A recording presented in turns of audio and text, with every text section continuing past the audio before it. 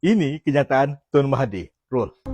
Nak ampun satu orang mesti ada mesyuarat lembaga pengampunan.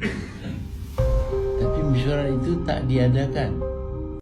Dan ini pula kenyataan dulu Tun Mahathir. Roll.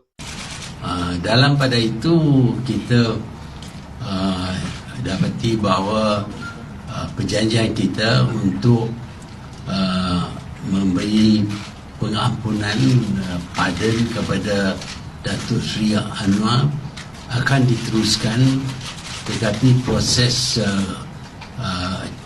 caranya akan diikuti Pardons Board ini kerana kita nak ikut aturan-peraturan, iaitu kerajaan ini akan ikut undang-undang dan segala rules yang ada dalam menjalankan tugas.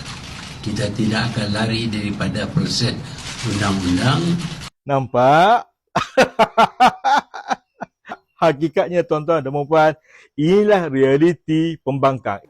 Jabatan Peguam Negara AGC menafikan kenyataan bekas Perdana Menteri Tun Dr. Mahathir Mohamad yang mempertikaikan kesahihan proses pengampunan penuh terhadap Perdana Menteri Datuk Seri Anwar Ibrahim pada 2018. Jabatan itu dalam kenyataan berkata mesyuarat lembaga pengampunan bagi wilayah Persekutuan Kuala Lumpur, Labuan dan Putrajaya kali ke-51 telah diadakan pada 16 Mei 2018 di Istana Negara.